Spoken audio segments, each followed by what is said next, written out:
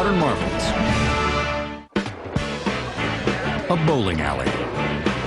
It looks pretty much the same as it did in decades past. Friends milling about, talking, drinking, eating, and bowling.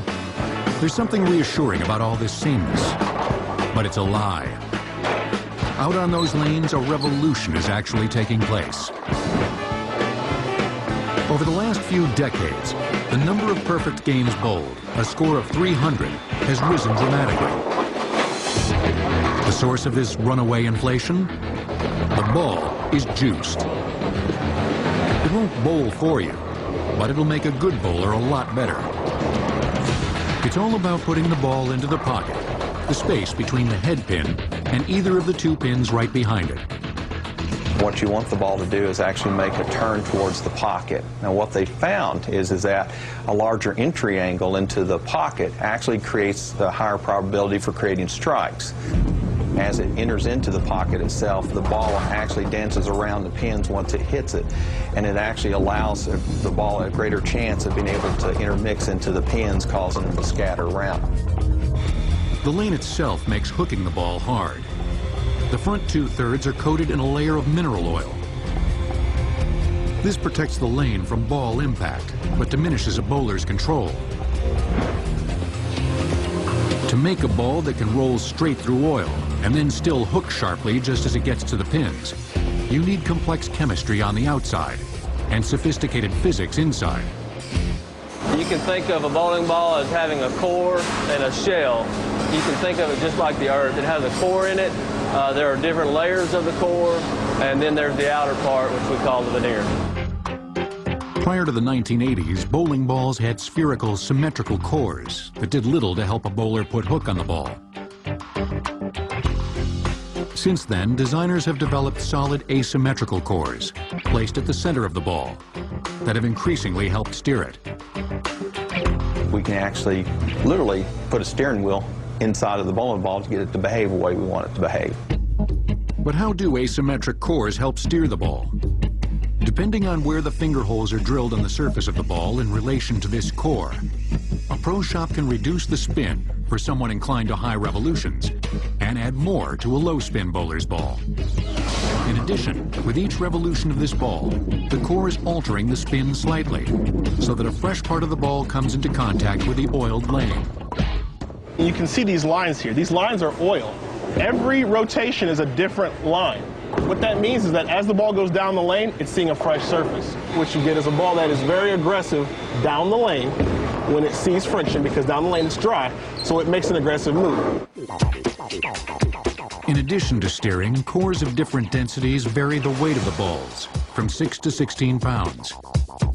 All bowling balls have a uniform outer dimension, 27 inches in circumference. Heavier or lighter mineral fillers create cores and ultimately balls of various weights. We take the polyester resin, we mix it in with mineral fillers, we blend that up into a milkshake type mixture.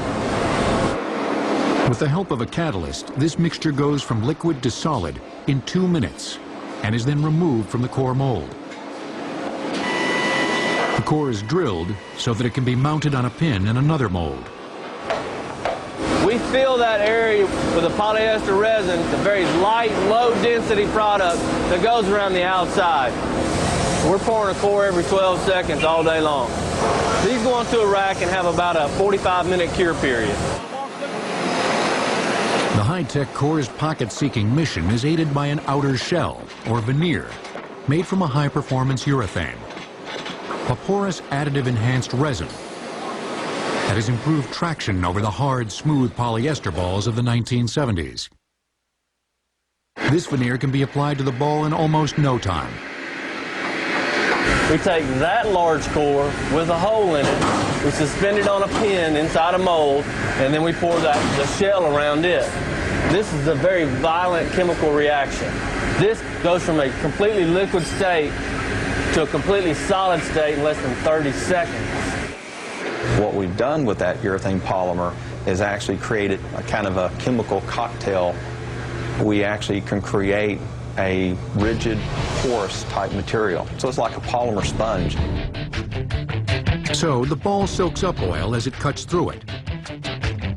As a result, it creates friction earlier and produces a sharper hook before reaching the pins. Once the veneer has been applied, the balls go into giant grinders that trim and smooth them to size. Logos are then etched and painted. Then the balls are given a sanding for a final finish. Not surprisingly, older bowling balls were fairly unsophisticated. Though bowling has ancient origins, the clearest antecedent is a German ritual called Kegel, which originated in the 4th century and used a stone ball.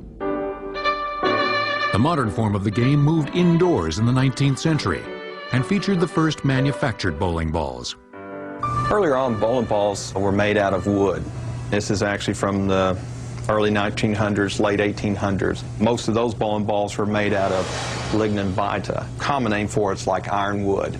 And it's a very dense, hard type material. The next breakthrough came in the early 19th century, the rubber bowling ball. Hardened rubber has got the term ebonite material, and that's basically where our company name is generated from, is that term hard rubber. Over 100 years old, the Ebonite company has seen every advancement of ball technology. But just how much hook can enhanced physics and chemistry put on the ball? We've got an expert bowler, Chris Muldrow, who will throw 2 different balls exactly the same way. The difference in performance is in the balls. The first ball we're going to look at is a polyester ball. What you're going to see from the polyester ball is a very, very straight trajectory, not a lot of hook. The problem that the ball faces is that it's so smooth and so slick that it can't create friction in the back end of the lane. As a result of that, the ball never gets into a hooking motion that he's trying to create. In addition, the ball has a spherical core that is essentially neutral. It doesn't help the ball hook. The difference between that ball and most of my other balls is that it's like a weaker shell and a weaker core, so it goes very straight. The second ball is a high-performance ball with an advanced cover and core. Now what you have is the perfect match between a core that wants to make the ball hook and a cover that wants to make the ball hook. So in this shot, he'll strike.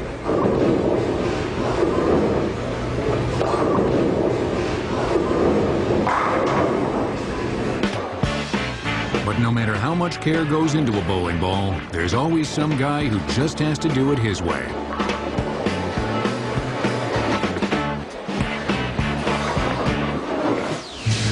There's another ball that shares the advanced physics and chemistry of bowling balls. The secret to its aerodynamics was discovered by accident.